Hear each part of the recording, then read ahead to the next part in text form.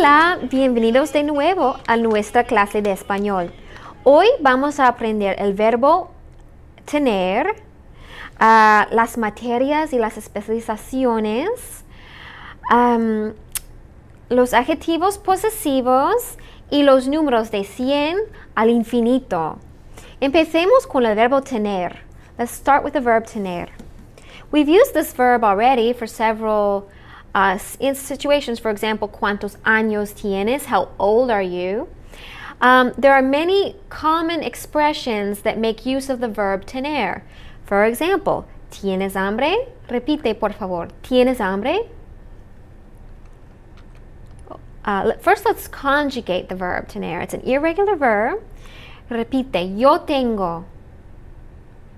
Tú tienes. Él tiene. Nosotros tenemos. Vosotros tenéis. Ellos tienen. Una vez más. Tengo. Repite. Tengo. Tienes. Tiene. Tenemos. Tenéis. Tienen. Muy bien. Ahora las expresiones. Tengo mucha hambre. Tengo mucha hambre. That literally translates to I have a lot of hunger, much hunger. Of course, we would just say I'm very hungry. So repite, tengo mucha hambre. Tengo sed. Tengo sed. I'm thirsty. Tengo sueño. Tengo sueño. I'm tired or sleepy. Tengo mucho calor. Tengo mucho calor. I'm very hot. Tengo frío. Tengo frío. I'm cold. Ten cuidado. Ten cuidado. Can you guess what that means? It's a command. It means be careful. Ten cuidado. Tienes razón. Tienes razón. That means you are correct. You are right. You are correct.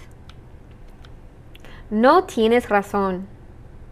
No tienes razón. Oops, you're not right, you're incorrect. Tengo miedo. Ay, tengo miedo. I'm afraid. Tengo prisa. I'm in a hurry. Tengo prisa. I'm in a hurry. Okay, ¿qué tienes? ¿Qué tienes can mean what do you have literally, or it can also just mean like what's wrong, what's up, what's going on with you. Por ejemplo, mi abuela, my grandmother, siempre, always, in the winter, so logically, mi abuela siempre tiene frío en el invierno. My grandmother always is cold in the winter. El bebé no ha comido. The baby hasn't eaten. What does the baby have? ¿Qué tiene el bebé? El bebé? El bebé tiene hambre. Tiene hambre. Yo siempre blank cuando veo a una película de terror. How do you feel when you see a horror movie? Yo siempre tengo miedo. Y nosotros llegamos tarde al trabajo. We arrive late for work in the morning. Por la mañana tenemos prisa por la mañana. We're in a hurry in the morning. Now, as you probably already know, we use tener with possessions. Tener con posesiones. ¿Tienes carro? Do you have a car? ¿Tienes carro? Remember, carro is car in Mexico. In Spain, do you remember what it is? Coche. ¿Tienes carro o tienes coche? Sí, tengo. No, no tengo. ¿Tienes una bicicleta? Sí, tengo bici. No, no tengo. So you can use tener for possessions. ¿Qué tienes? ¿Cuántas clases tienes? Remember we had this question before. ¿Cuántas clases tienes? Tengo.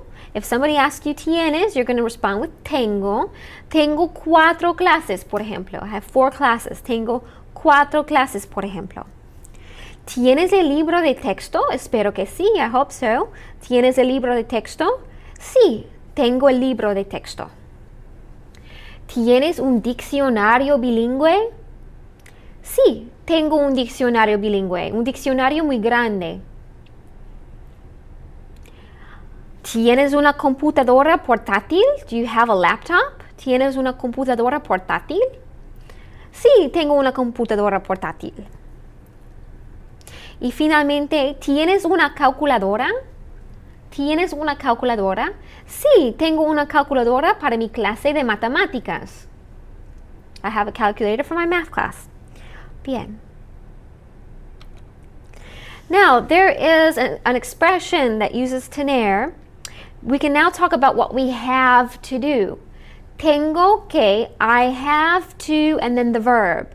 Por ejemplo, tengo que estudiar. I have to study. So somebody asks you, ¿qué tienes que hacer este fin de semana? Repite, ¿qué tienes que hacer este fin de semana? What do you have to do this weekend?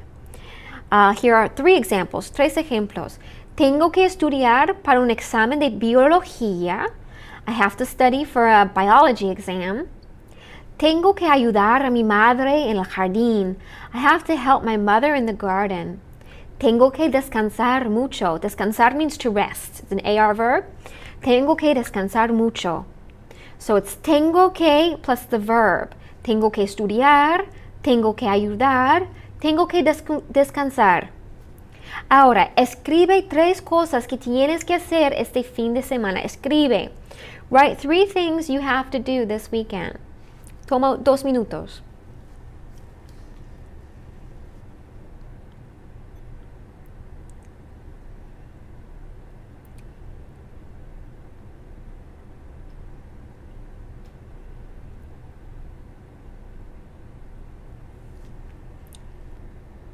¿Ya sabes qué tienes que hacer? Do you know what you have to do now? Estupendo. A continuación vamos a hablar de las clases y las materias. Hasta ahora.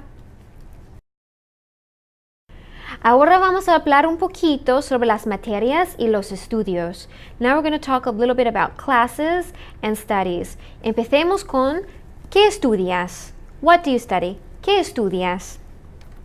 Repite, ¿qué estudias? Aquí tengo una lista de materias y especializaciones. Here's a list of courses and majors. Let's go through them. We're going to repeat.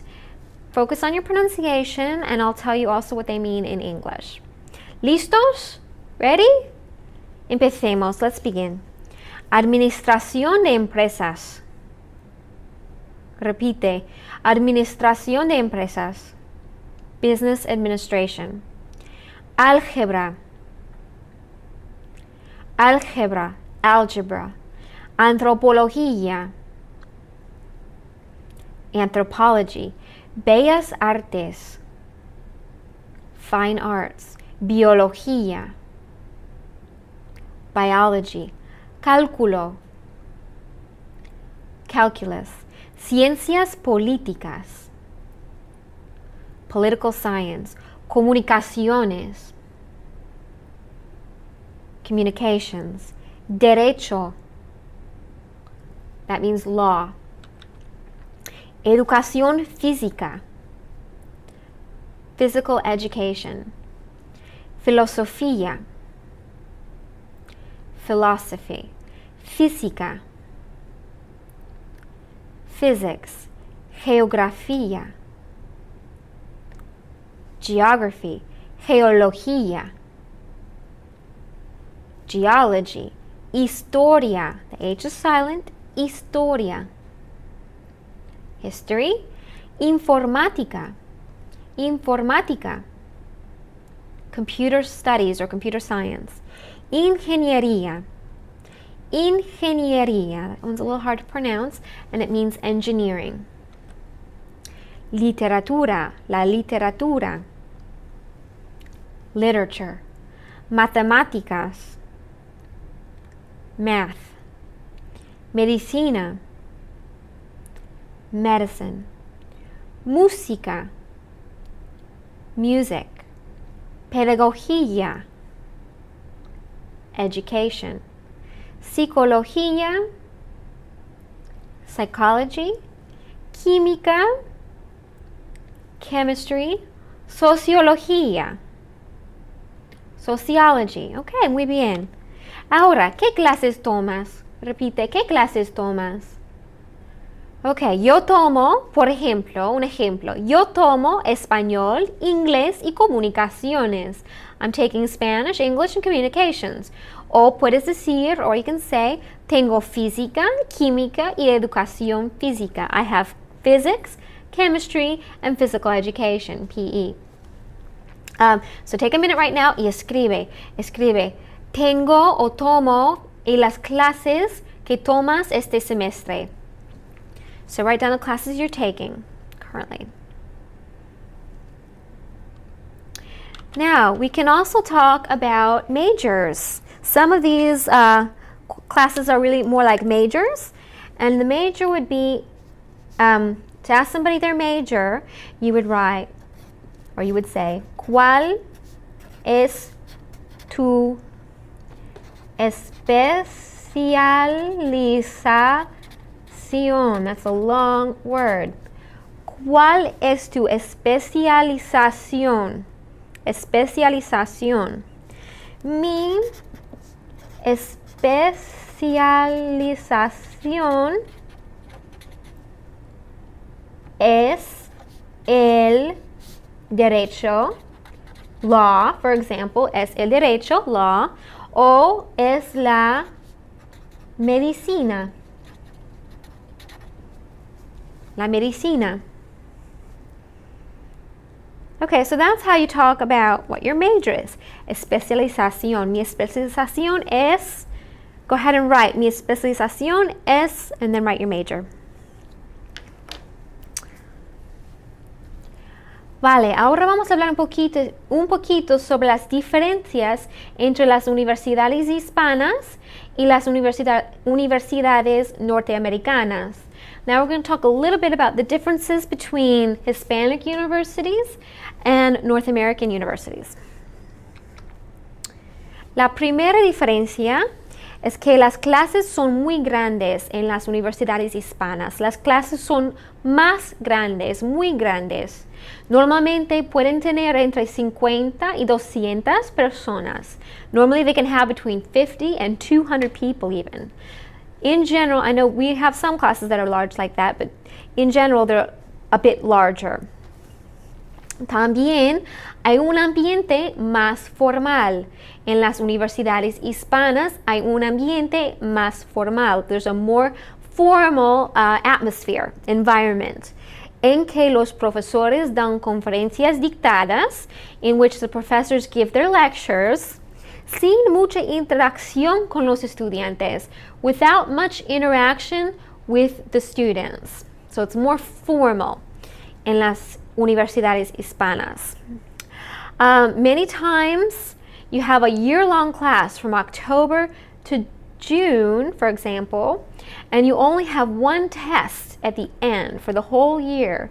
So muchas veces la nota final es el resultado de un solo examen. So it's the result of one exam or maybe just one paper for the whole course. And the course is often a year-long course rather than semesters. Although more and more they're breaking the classes up into semesters to be more like the North American university system. But traditionally, this is the way they would do it. También, also, un mayor porcentaje de los alumnos suspenden. So a greater percentage of the students fail the exam or the class. If this happens, normally they would take the class again the following year. Just maybe instead of going to all the lectures, if they have all the notes, they would just go and take the final exam. Another difference is many times the professor will give the students a list of texts and books to look up in the bookstore or the library rather than a textbook for the course. There's more like a reading list. So these are some of the differences between the two systems, algunas diferencias entre los dos sistemas. A continuación vamos a hablar de los adjetivos posesivos. Next we'll talk about possessive adjectives.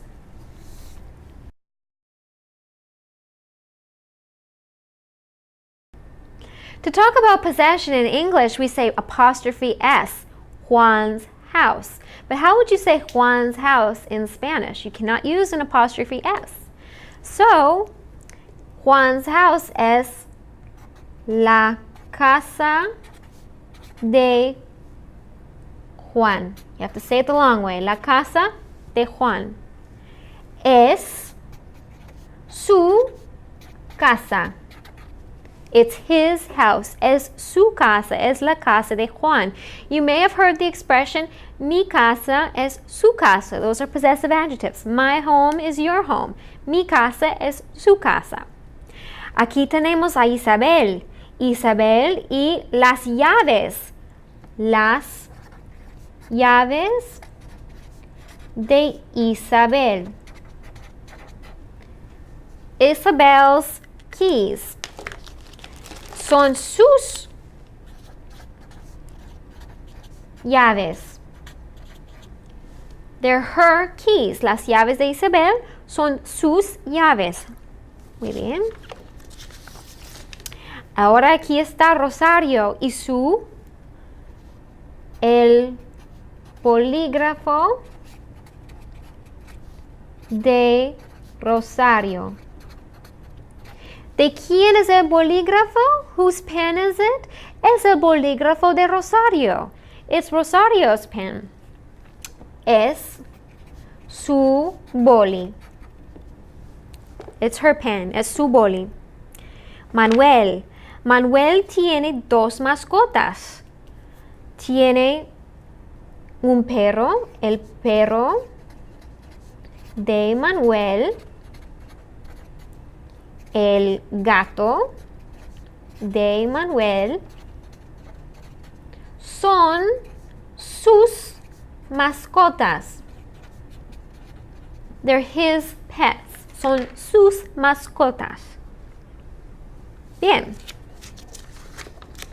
Ahora, si tenemos un grupo de personas, if we have a group of people, por ejemplo, Carmen, yo, Luisa, Carmen, Luisa y yo, it's our grandmother. Nuestra abuela. Es nuestra abuela. It's our grandmother. It's our professor. Es nuestro profesor. Nuestra, A for abuela, O for profesor. Y las manzanas son nuestras. Son nuestras manzanas. They're ours. Son nuestras. Y punto. Fácil, ¿no? Ahora vamos a ver cuáles son los adjetivos posesivos. What are the possessive adjectives? You have mi, mis, tú, tus, su, sus, nuestro, nuestra, nuestros, nuestras, and sus. So it's my singular, my plural. Your singular, your plural. His or her singular, his or her plural. Nuestro is our, if you're talking about the masculine thing. If you're talking about a feminine thing, like our house is nuestra casa. Our book is nuestro libro. If we're talking about our magazines, it's nuestras revistas, because it's feminine and plural. If we're talking about our cats, it's nuestros gatos, masculine and plural. And then for their, as in his or her, their, it's su and sus for also for their. Bien, ¿está claro? Espero que sí. Nos vemos prontito.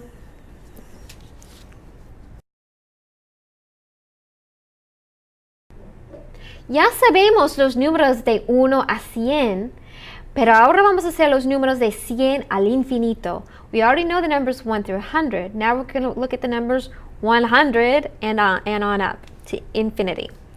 Okay, los números de 100 al infinito. We learned before that 100 is 100. 100 is 100. But if it's 100 and anything higher, it's 101, 102, 103, etc., etc. Okay, so 100 becomes 100. Then we can count by hundreds. Repite, por favor. 200, 300, 400, 500, that one's different. 500, 600, 700, 800, 900, 1000. Okay, notice that 500 is completely different. 700 is a little different instead of siete, and 900. Let's go over them one more time. 100, 200, 300, 400, 500, 600, 700, 800, 900, 1000. Ahora, the hundreds, not all numbers, but the hundreds, if you're talking about hundreds of things, they do have to agree in gender actually. So, por ejemplo, tienes $500, $500 is masculine, dollars is masculine, so it's $500. But if you're talking about sheets of paper is feminine, 500 hojas de papel. Bien? Okay. Okay, so 1000, you never say 1,000, you just say 1000. 2000. Up until you get to 1,000,000, and then it's 1,000,000. It is 1,000,000. You do say 1,000,000, 1,000,000. And if you're talking about millions, it's millones. Millones.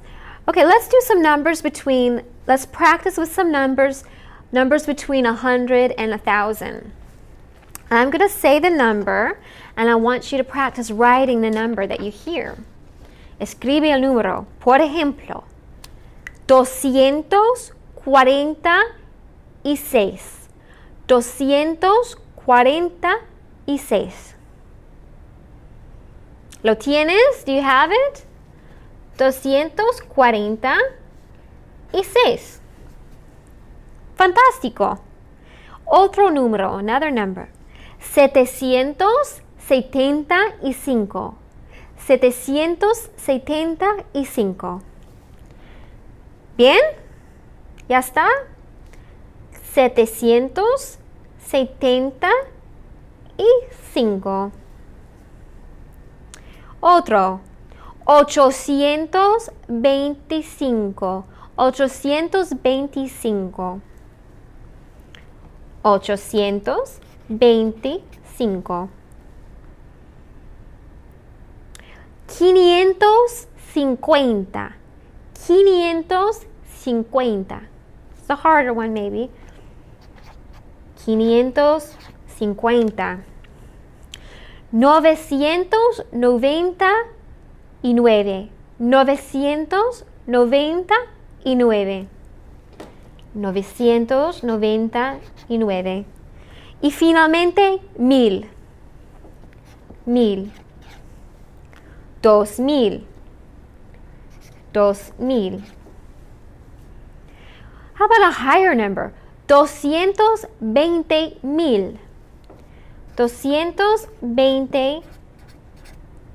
220,000. Notice that where we would use a comma, they use a period. And if you're talking about decimal points, we would use a period and they use a comma. So it's just flip-flopped, actually. Okay. And then you have 1,000,000, 2,000,000, 1,000,000, 2,000,000. Now I'm going to say a high finance number, a high number. See if you can write it down. 375,982. Repito. 375,982. 982. 375,982. Otro, another one. 615,500. 615,500. 615,500. Muy bien. Okay, now I'm going to write a number and let's see if you can write it out in words. The number is, that's an 820,172. Can you write that number out? Toma un minutito. Take a minute.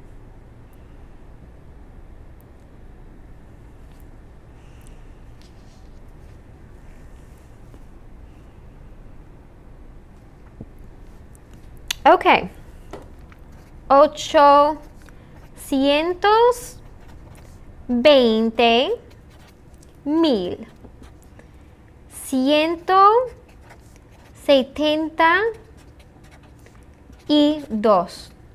820,172. Uno más. Last one.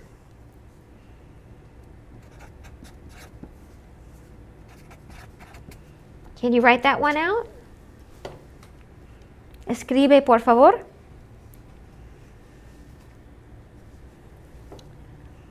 Remember, 500 is different. It's 510,000.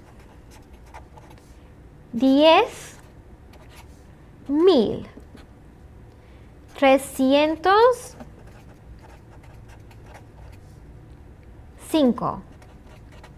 510,305. Bien, ahora que sabemos los números más altos, podemos hablar de las fechas en la historia. Now that we know higher numbers, we can talk about dates in history. The dates in history work a little different than in English because, for example, I'll give you the example of 1492. We say 1492. In Spanish, it would be 1492, the long way. Mil, so this would be, remember it's never un mil, it's just mil, 1492.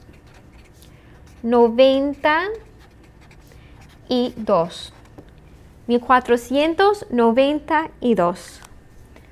Vamos a ver algunas fechas importantes. Let's see a few important dates.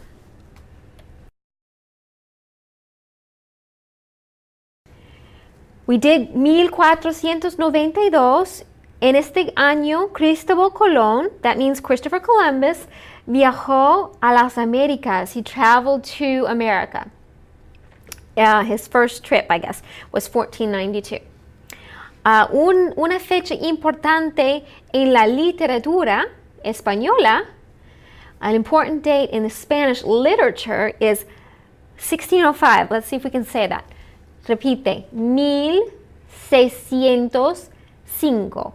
1605. ¿Qué pasó en 1605? What happened? ¿Qué pasó? Don Quijote fue publicado. La primera parte de la novela de Don Quijote fue publicada. The first part of the novel of Don Quixote was published in 1605. Okay? Then, in the United States, this is an important date. Say it after me. 1776. 1776. Es la independencia de Estados Unidos. It's the independence of the United States. Okay, otra fecha importante en España. Another important date in Spain. 1900, and you're probably going to talk a lot about the 1900s since that's where we've just been. So it's 1900, it's 1900. 1900. 1936, 1936, 1936, empezó la Guerra Civil Española. The Spanish Civil War began in that year, and it lasted for 3 years. Duró 3 años. ¿Ok?